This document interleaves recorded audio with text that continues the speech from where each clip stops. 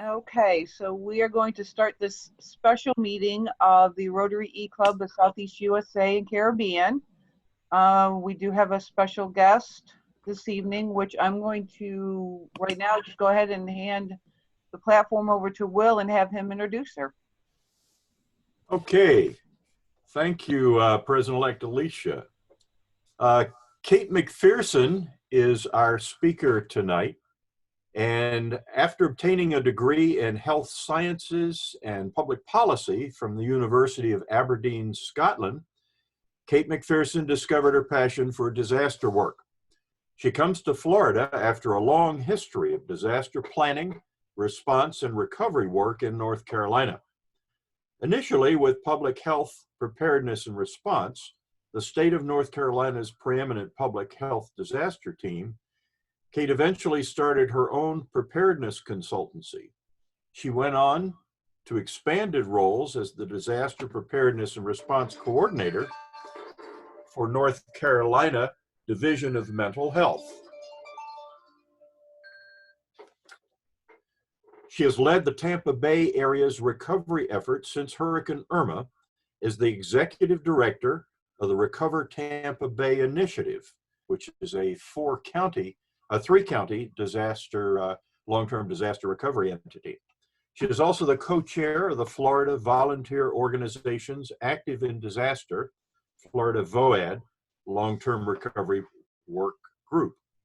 Kate lives in Tampa, Florida, and is currently owned by a Labrador Retriever, a Yorkie, and a three-legged pit mix. With great pleasure, Kate McPherson. Thank you, Will. So I think Alicia and Will asked me to address you because of my role. I mean, currently my organization is acting as ESF 15 lead, that's volunteer and donations, for both Pinellas and Hillsborough counties. We're taking directed donations for Hillsborough because they don't have a mechanism for that. Pinellas does. We're not sure if they're going to make use of that at some point, but they might. I wanted to start with some numbers and then just answer any questions you might have. But latest numbers for Florida, and I hope you're all sitting down, we now have 9,008 confirmed cases. We were just over 7,000 yesterday. We're up over 1.1 thousand cases a day we're going up right now. And that's just Florida. Pinellas County has 273 confirmed cases and 6 confirmed deaths. Hillsborough's is more than that. They were 333 yesterday, but let's see, today, Hillsborough is at 404 cases. And that's 404 cases and 5 deaths. We are seriously in the midst of it. And that's not putting too fine a point on it. I know that you're based in Pinellas, Will and Alicia. I mean, I decided to bring most of my efforts for that, but I can speak pretty reasonably for anything going on in the Tampa area and pretty well across Florida. Currently, both Hillsborough and Pinellas have donation sites set up collecting PPE, and that's what you'd expect. Disinfectant, masks, shields, breakable gowns, nitrile gloves, all of those things. So they're asking businesses that use them, and that can be anything from hairdressers and veterinarians to other, groups who might have some in stock to donate them. So they're collecting them daily in a couple of locations. The other thing from a business perspective, there is a business working group in Pinellas, and right now there's a surge in bridge loan applications nationwide. Pinellas County Economic Development is helping people with the application process. Currently, they have 900 applications waiting. and 180 of them they received locally. There's currently a 7 to 10 day approval period. Also, starting tomorrow, banks are going to start accepting applications for paycheck protection loans. So that begins tomorrow, and phase 2 will begin on the 10th, and it's local banks who process that. And we've got some local processors who are making face shields. They've retooled their operations from whatever they were doing pre-event and are now making face shields. So Pinellas County Emergency Management is working with people who need them and these people who are producing them and getting them hooked up together. So that's the main gist of what's going on in our area. I'm sure everybody knows the governor issued a stay-at-home order, finally, and I will say it that way. It was a long time coming, but he did. And at the same time, he let 2 cruise ships come in, as David pointed out, which I hear he did at the behest of the executive office. So lots going on. Miami-Dade is our hot spot. It's got, well over 2,000 cases. I think they're up over 3 now, actually. And this is not going anywhere. I mean, like I said, 1,000 new cases a day. This is not going anywhere anytime soon. This hopeful idea that we'll all be singing Kumbaya at Easter, not going to happen. This is a marathon, not a sprint. If people adhere to the rules and do what they're told, which is stay the heck home and don't go out and don't engage. And if you're a non-essential business, and essential businesses have been fairly clearly defined as, certain government entities, financial agencies, people involved in the manufacturing of hygiene and healthcare products, that sort of thing. If we would all stay at home and social distance, this thing will go away in a lot sooner order. I think one of the shocking numbers that I thought was most surprising was that in the age range, the demographics for even, like I said, we'll stick with Pinellas because we're able to do them. I mean, their numbers are horrible, and the worst numbers are not in the age range we think.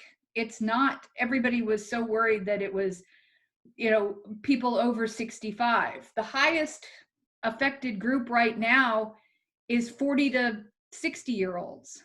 Those are the 2 highest categories in Pinellas County. Is not the over 60 crowd, because they've taken this seriously and stayed home. It's, working professionals late in their career who have decided that this is not going to affect them, and they're going out, and they're getting it in record numbers. So, some of the youngest affected, we have a few children affected, but fortunately not a lot. But the big hotspot group right now is people kind of 35 plus. So happy to answer any specific questions you might have.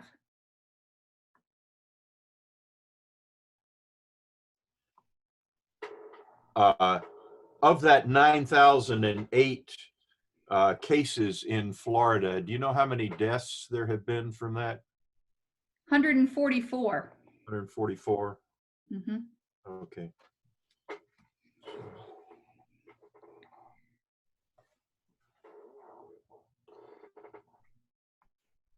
Well, I'll ask another one. Okay. What is your professional take on the average person wearing a face mask if they have to go out, like for groceries or meds? Okay, so I have this argument in my own home.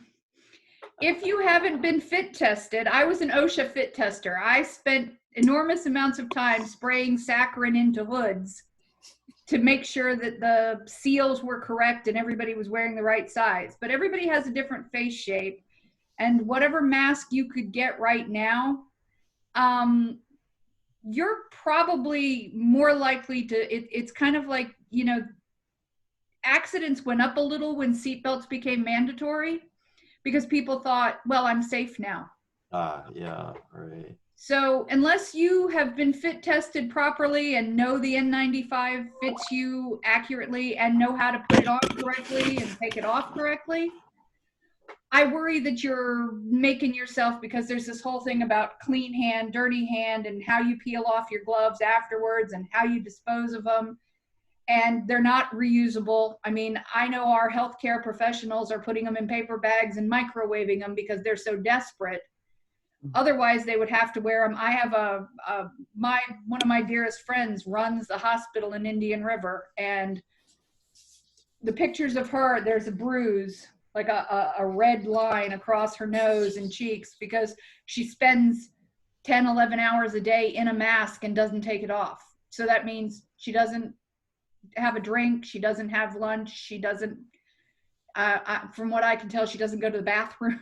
I mean, you know, so if you wear one, make sure you're taking it off the second you get in your car, and have a safe location for it and can dispose of it when you get, you know, that's kind of the, what do you do with the filthy mask now? Yeah, yeah.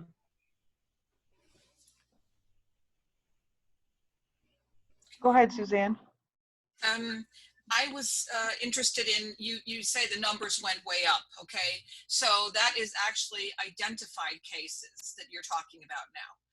Yep. And how does that relate to the testing ability? Because I know that the Raymond James Stadium, you know, closed down quickly after they had no tests left. And so there's a how would you say that, 400 new tests or something. I can't remember what the numbers are. You probably know them. But the point is, I'm also in Tampa, by the way. So the question is, the amounts of numbers that are doubling, are they doubling due to more cases or more cases identified? I think it's both. I mean, one, in the beginning, we had a huge upsurge from, you know, 50 or 60, 100 to in the thousands because we got test kits. But if anybody who has a math background and can explain exponential numbers, yeah, the problem is that once you get to this, you know, once you start getting up in this percentage, right now, 11% of the tests are coming back positive. So of the 400 people tested, 11% of them tested positive. Now, we also know that there are plenty of people who are asymptomatic but are passing this on. So the idea that, well, I've tested and so I'm safe, yeah, no, not so much. I cannot stress this enough. I mean, I have this public health background, and we always would say, you need to do this and we need to do social distancing. And everybody would say, well, public health, it's always the sky is falling. Do you believe us yet? The sky is actually falling. And the only way to keep the numbers, I mean, 1,000 people died in New York today. Just let that number sink in. That's higher than died in Italy yesterday. So, and 1 in 4 cases of COVID-19 right now are in the state of New York. What nobody's talking about is New York said, hey, we're going to do social distancing, and they announced it 4 days in advance. The number of flights between New York and Florida went up 7-fold the days after they announced it. So all those people who were potentially exposed, you know, they all ended up in Miami and Fort Lauderdale and Palm Beach. Some probably came to Tampa. So the reality is that I watch New York's numbers and I go, yep, and there we go. Ray? Unmuted. Yep, go ahead. Yeah, my wife still wants that button to the mute button. Anyway, In answer to Suzanne's question, I check 2 times a day the Florida Department of Health website. Excellent website. It has all the numbers. It'll show you by county the number of infections, the number of deaths, the number of tests that are being done, the relationship between tests and infections. And it will even give you a breakdown by community. For example, I can find the number of cases here in Ponte Vedra. So I would recommend just go in. Florida Department of Health gives you a lot of information and gives you all the statistics. That's where all my numbers, I've got it up in the background every minute of every day right now. Yeah, it's very good. The other, well, I have the floor because Alicia may mute me again, but there was a great picture. We receive a weekly newspaper here in Ponte Vedra, and it covers both Duval County, which is basically Jacksonville, the city of Jacksonville, and St. Johns County, where we live. It was a picture taken on Sunday of the beaches. Duval, the mayor of the city of Jacksonville, closed the beaches of Duval some time ago. St. John's did not close the beaches, and the picture is of the beach covering both Duval and St. John's. The Duval beach is totally empty except for 2 policemen on Sunday. The St. John's beach is shoulder to shoulder people. I mean, it's a great graphic. Fortunately, St. John's has now closed the St. John's beach. And I don't believe the governor's order covered the closure of beaches, but I could be wrong. Well, I've got the governor's order in front of me, and basically it says, you know, you can go out, you're not to go out unless it's for kind of health and well-being of yourself, your family, or your pets. And you can't gather in groups of more than 10. And apart from church, can you hear my eyes rolling? Yeah, and we have one of the pastors arrested here in Tampa from one of the mega churches, and this, I just thought, well, that's great. 6 days of the week we'll social distance, and then okay. But it should have covered, you know, beach gatherings unless you can maintain social distancing. I know that the sheriff of Treasure Island has been on TV repeatedly saying, just because you live here does not mean you're immune. We've put all the closed signs up for a reason. They closed all the beaches in Pinellas after we got our eyes blacked for all the pictures of Clearwater Beach at spring break. Mm-hmm. You know, we looked like fairly ridiculous in the middle of a you know, that we left the beaches open for spring break. And those cases, I don't know if you've seen the heat map, but they tracked the cell data of those students from a single beach in Fort Lauderdale, and they went everywhere. They went all over Florida. They went all up the East Coast. Some of them were in Texas. And you wonder what the spread was. I mean, just from Clearwater Beach, we had 5 that I know of cases at the University of Tampa that came straight out of the Clearwater Beach spring break.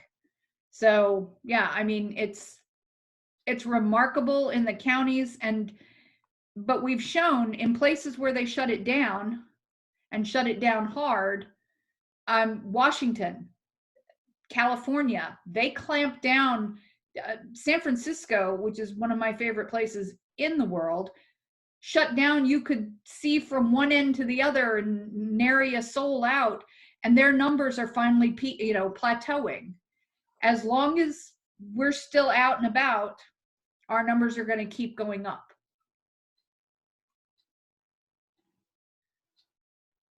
All right, any other questions real quick? I see we have our okay, Robin, let me unmute you. Just a couple of comments and observations. I follow the Irish situation, obviously, fairly closely. I have a sister there, and I'm sure Susan is following Germany fairly closely. And in Ireland now, 70 years and older, you have to stay indoors. Doesn't matter how fit you are, you're not to go out unless you have to have your groceries delivered to you. If you're going under 70, if you're going out, you can't go any further than 2 kilometers from your house if you're going out for exercise. And it just staggers me that, you know, we're a couple of weeks behind them, and this is the kind of thing we should be doing here if we really need to beat it, apart from testing, which is really flogging a dead horse because we just don't have the test kits available. So I just don't understand why we're not taking a leaf out of the books of the experience of the people over there. We're up in the Escambia County in Florida, which is a pretty low incidence. We've been fairly lucky. We can still go out, we can still walk around. But the non-compliance, passing a park last evening, bunch of guys playing basketball, about 20 kids in the area. So that's my comment.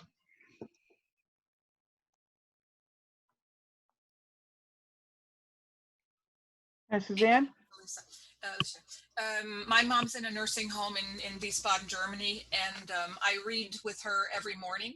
I read to her half an hour to an hour. She's not only shut into the nursing home, nobody's allowed in,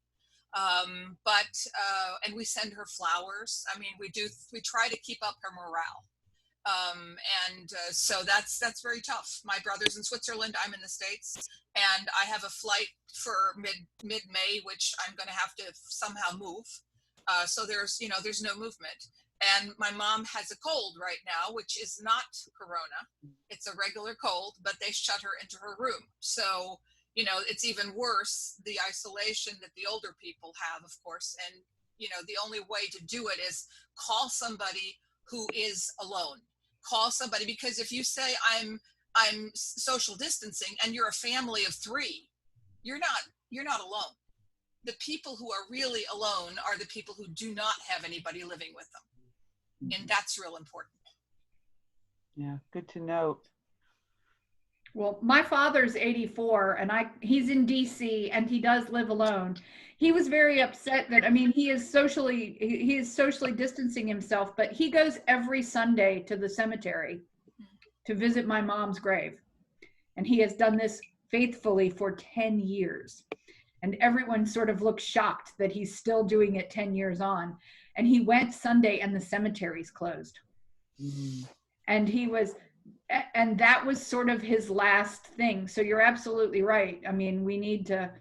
I'm telling my children to call him and check on him and, send him funny emails and pictures. Read to each other, really. Yeah. Read. I'm reading my mother's old letters. My mother wrote a letter a year up to 20 pages to send out to the world because my parents were diplomats. They were always traveling, always all over the place.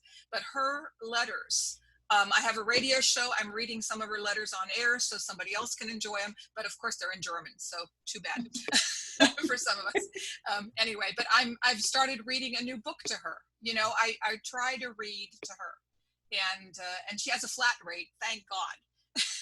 So, okay. The people who are most likely to be alone during social distancing are also the people who are most at risk for mental hardship during this. So that's the other thing to remember, is that those are the people who are most susceptible to mental health issues during this time.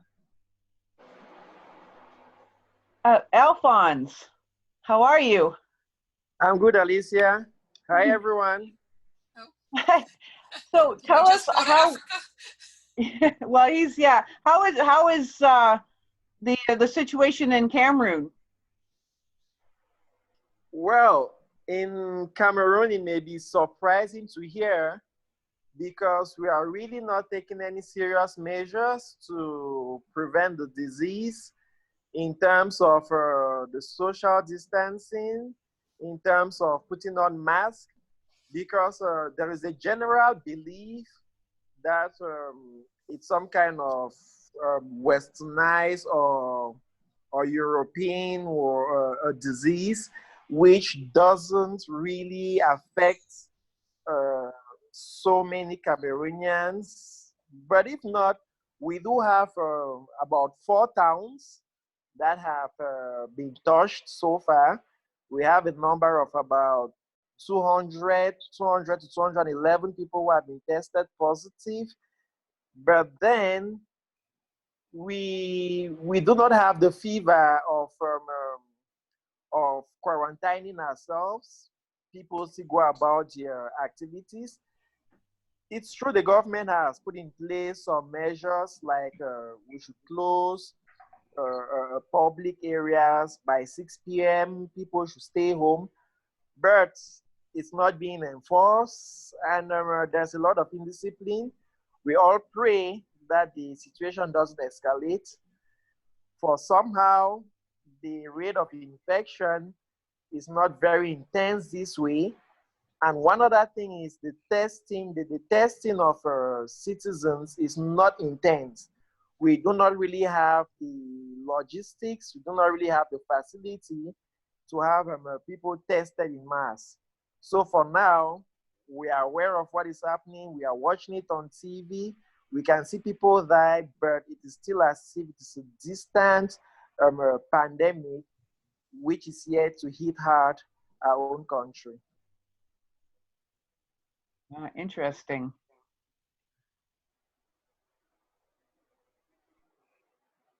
Yes. I have pulled up that that heat map of the cell phones that from a Fort Lauderdale Beach that Kate had mentioned. If you want me to try to share that real quick, I can do that. I think it's just a quick video.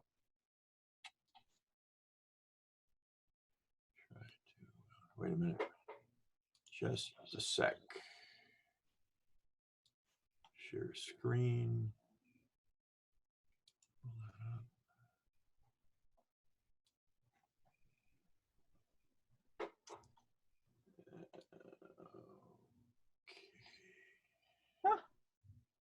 Yeah, I'm putting you away on the side. Okay, let me see if I can run that. This area, I think, is the area where they were tracking the cell phones of all the party goers.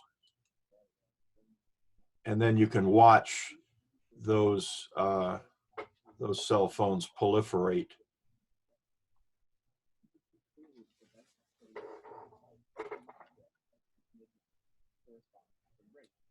While he's working on that, did you have a comment, David Croner?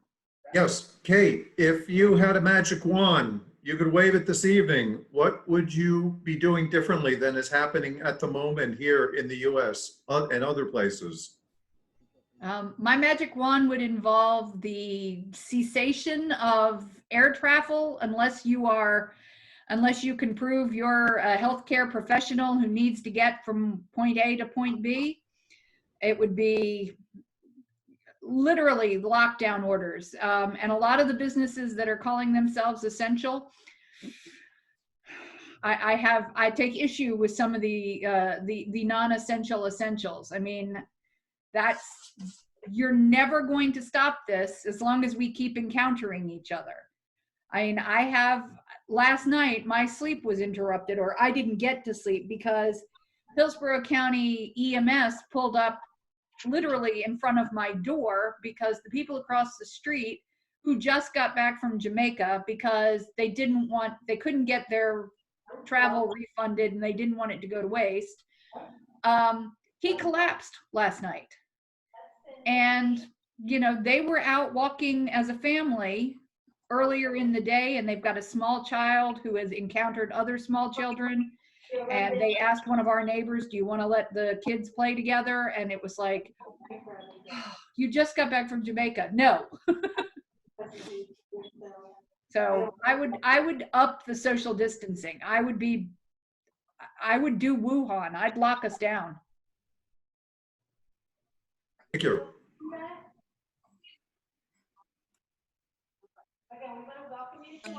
Hi. First of all, hi to Dennis Feltwell, who is my boss and who is a Rotarian and who is visiting. Thank you. Hello. The I other have my thing, video this week. yeah, we can see you. But I think the social distancing is so important. You're absolutely right. You know, and you also probably want to tell people what's happening in Hillsborough of the 2 hotels that are set aside. That's something that maybe in Pinellas is not happening, or our district is Pinellas, Pasco, Hernando, and Citrus counties. Yeah. Currently Hillsborough, who was one of the, Hillsborough was a sentinel site. We had one of the first cases. So we've got a higher percentage of cases, and there are people who cannot isolate themselves because maybe they're living with a person who is receiving chemotherapy or is immunocompromised in some other way. So Hillsborough County has taken over 2 hotels on Fullerton Road, and one is for sick and quarantined individuals who have tested positive, and the other one is for people who need to isolate themselves, who have not tested positive or who are waiting for their test results, but who cannot self-isolate at home. And so these 2 hotels are up and running they're not fully staffed yet. And they're also using them if you're a first responder or healthcare worker who can't go home because your partner is having chemo or has an autoimmune disease or is at higher risk. They're letting them shelter at the isolation sections. And Pasco is not doing that, and Pinellas is not doing that to my knowledge yet either.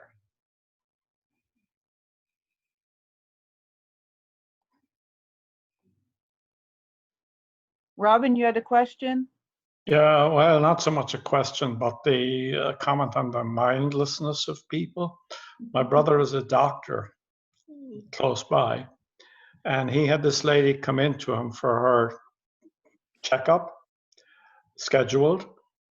And she, in the course of the conversation, she said she'd just come back from New York 3 days ago. And he said to me that his stomach dropped into his shoes. This lady was sitting across the desk from him, had traveled on a plane coming down. And obviously she was supposed to isolate herself and wasn't doing it. And 3 days later, she was seen playing golf with a group of her buddies. It's just, the mindlessness is just mind-boggling. I know. My brother is a trauma doctor in Athens, Georgia. So for Athens General, University of Georgia, and all we hear is he's okay. He's so busy that he can't talk, and so I hope to get some stories. Hopefully he doesn't catch it. Hope we get some stories when this passes. But I feel for him. I think a lot of our stories, when this finally, here's the other thing that people aren't talking about. Yes, we need to flatten the curve. We need to flatten the heck out of it. But what people aren't really aware of or talking about is that it will come in waves. We will flatten it, we will dip, we will think we are at the end of it, and we will get another wave. And so when I say this is not to sprint, this when the EOCs started standing up and all the emergency managers were scurrying like they do for a hurricane, and they kept saying, Kate, we need you to come in. And I said, well, you've lost your mind, because I'm not leaving this happy peach room, okay?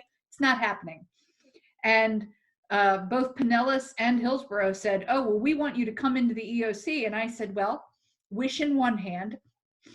And I refused, because there's nothing I can do from there that I can't do from my office using the tools that we have. I can be a part of the web EOC. I can do all of that. But they were scurrying around doing all this like frantic stuff. And they're like, why are you so, chilled out? And I said, well, because I'm pacing myself, because this is going to get way worse before it gets any better.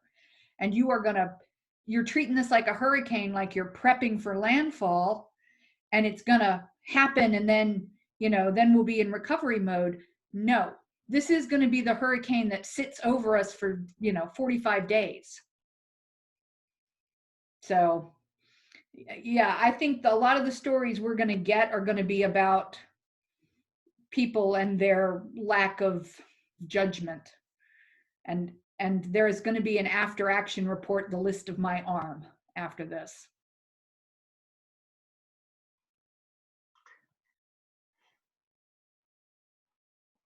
Yes, Raymond. Yeah, I totally agree, and I don't want to introduce politics into this, but it's leadership, and both Alicia and I are former New Yorkers, and I've been talking to a number of my friends in New York, and I spent a lot of time in New York City, although I'm from upstate. And to a person, regardless of their politics, they all think the governor up there is doing a great job because he's showing leadership. And it's it's like Rotary. We have a great club, and we have a great organization because of leadership.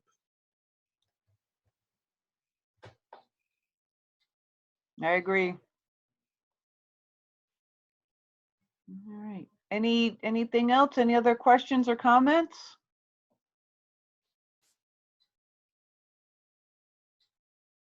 Everybody's unmuted, so go for it. Okay, I just wanted to thank Kate. Alicia and I, just for everybody's information, Alicia and I work with Kate on the Tampa Bay Recovery Initiative and a single county Recover Pinellas long-term disaster recovery entity. But I want to thank Kate. We really appreciate your perspective, your background, your knowledge, and your advice here. So you're a very unique asset, and thanks so much for sharing this with us. Well, you know me, I like a platform. So this was wonderful. I'm always happy to do whatever you need from me, Will. You know that. And the other thing I would just say is, everyone be smart, stay safe, and stay inside, Yeah. You can order anything. My birthday was this week, and I didn't go out. I didn't do anything. I didn't even have all the stuff in the house to make a cake, okay? But I ordered food, so I didn't have to cook, and they delivered it, and putting it in the microwave for a minute is always smart. Washing your hands, unpackaging it, all that. But you can do everything you need to do from home. You can get it delivered. You really can. We live in that world now. Okay. And of course, Alicia's recording this, so it can be available to everybody after this meeting. Yeah, everybody's being recorded. Yeah, we had our anniversary last month, and we spent it indoors. I know other birthdays have happened with the celebration indoors. So it's the way it is. But be intelligent. I think there's things that we can do, especially as a Rotary club, as a Rotary E club individually. Possibly, our members can contact businesses in their area, see if there is extra PPE that can be obtained and donated. If you do make that connection, let us know. And go ahead. Yeah, I just wanted to mention, in fact, I was going to do an article about another foundation article, but I just read, I think it was today, that the RI, the Rotary Foundation, has opened up a different avenue for giving, and that is for disaster relief. And as we all know, Rotary operates on a grant system. So the monies being donated will go into grants that will be requested to assist with the crisis that's going on at the present time, the COVID crisis. And I can't remember where I read that, but I think it just came out today, maybe in an email. And, I'm on a network that's called nextdoor.com. Is anybody else on that? Yeah. That's a very good system in the neighborhood to, it's 3 or 4 neighborhoods, but those are people who are not just losing cats and dogs, but they also, and finding them. We found a little gray parrot that was returned to its owner. But no, they're masks. People are sewing. People are donating fabric. It's really what your neighbors used to be, but we're so spread apart that we really wouldn't find out all these things. And you can click away what you're not interested in, but you really can help on those. And I think that's kind of the Rotary idea in general, this idea of neighborliness and, making quilts and making masks, all those things that we can help each other with. Yeah, Alicia, I want to thank Alphonse for joining us from Cameroon. It's about 1:45 a.m. your place, right? Whoops, he's muted. He's muted. Alicia? Yeah, I know. Yeah, okay. Yep. No, he's muted again. There we go. There you go. Sorry, Alphonse. Okay. It's actually 1:45 because of the 1 hour we regained. Yeah. Oh, okay. So it's now 1:45. Right. That's why I missed the meeting last time, because I came in 1 hour after. Yeah. Yep. Yeah. Yes. Well, we're glad Happens to have me you. when I'm in Germany. Yep. Okay. Okay. Anything else? Can I say something about our African student that we have just contributed to coming to America? Yeah, Our please. youth exchange student. The youth exchange has been deferred by 1 year. So we're going to be, we just got the message. I'm on the committee here in our home district, on the district committee of youth exchange, and I'm also the youth exchange officer in our club. And they've just deferred it. So we're recruiting for the year next, but this coming year, there will not be, the kids are not going to go out in August this year. And if they're still qualified to go, the year after, if they're younger, then they have a better chance to do it again, and they'll be first in line to be able to go. We are still bringing in an African student next year. That's what the Club of Inverness has told us. And that's our money that we're giving this year to a student, a really wonderful student from Kenya who's probably she wants to study medicine. She's 16, so she should be she'll be our go-to student for the coming year. Yeah, and I also understand that S4TL has been canceled for. Why can't they do that online? Why can't they do that as Zoom? That would be a good suggestion.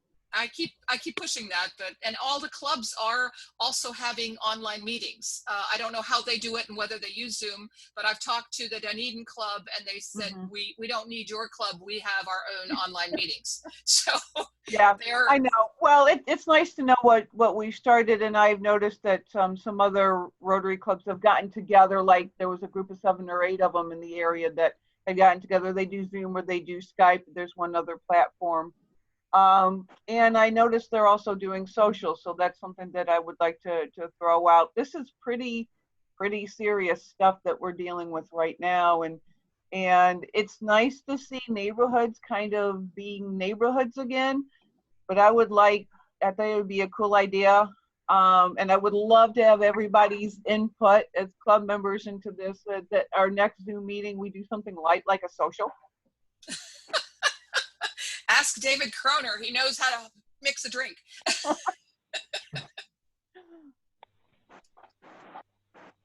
So. But you know what? I also, there are also other topics that we could bring in. I mean, it doesn't necessarily have to always be close to death, which is what, I understand that's important, but maybe there's a topic of travel. I still have my Bangladesh PowerPoint that I have to put together for something else. It may never come to pass that I'm doing it in person, but I have 3 days of Paris and 2 nights. If anybody wants to hear about that, that's absolutely on offer. That's already done in French and English. So. Well, yeah, just send the ideas on Yeah. let's As I have, said, let's have we some fun. can travel virtually if Sure. So. Anyway, yeah, just let me know. Oh.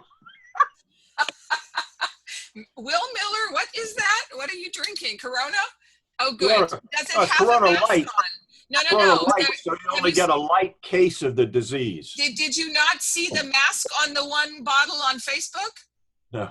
It was wearing a little mask, and I said it needs to go up to the top where the mouth is. Yeah, well, we need to keep our humor.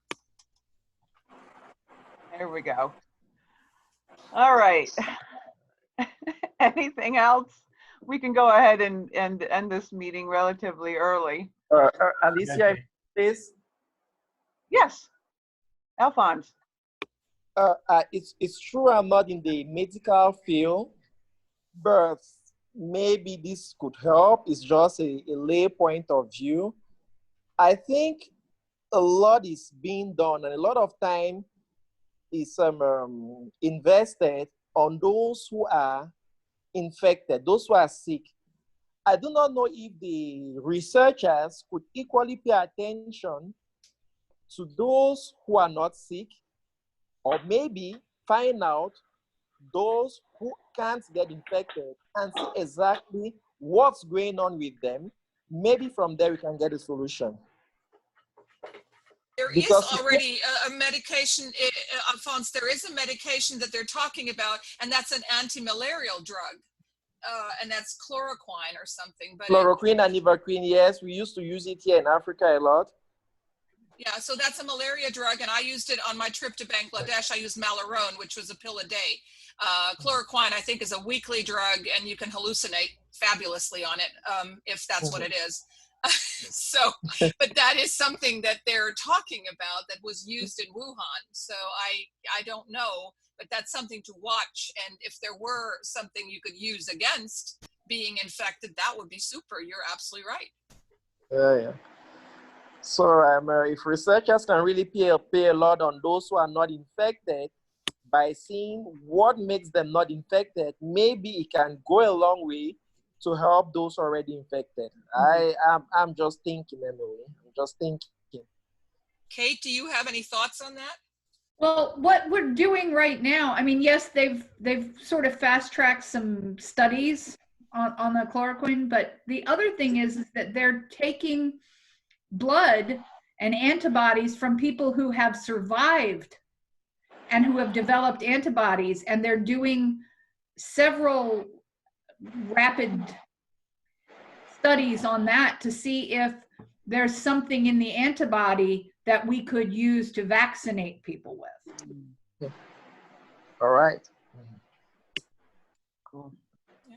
Well, keep us posted. Yeah. Yep, let's know. All right. Great. Anything else? Junior Rotarian. Okay, well, if that is all for this evening, again, Kate, thank you. Thank you. It was a short notice, but we really appreciate you coming on and speaking. Strangely, I was home, so. Yeah, right? We should also thank Dennis for being a guest. I think he's the only one, right, in terms of. Yeah. Thank you for joining us. Well, glad to be here. It's been a long day of meetings. Yeah, I bet. Yeah. My wife is working from home too, so between the two of us, we've kept Zoom business all day. A lot of busy. I was talking with David Mountford before the meeting started, and he's just slam busy working from home, but it can be done. I'm just thankful my children are all grown and out of the house. Now, there you go. I talked with one of my sons up in Northwest Ohio, and he just happened to about 2 months ago get a Civic to work on. So now he's got a hobby car. So at least and he lives out in the country. So now at least he's got a hobby. So that's all cool. I'm a painter. Right. I paint, so they can do that at home. Yeah. Okay. Well, we could do the 4-way test, or we could just say see you in 2 weeks, because I'd like to still have our regular monthly meeting in a couple weeks, and then just get back to a monthly schedule. This was just something that I really felt we could put out there for whoever wanted to join in and learn, hear more about what's going on with the COVID. Okay, so I'll just see everybody in a couple weeks. Yep. Thank you. Ciao. Bye-bye. Ciao. Bye. Alphonse. Bye.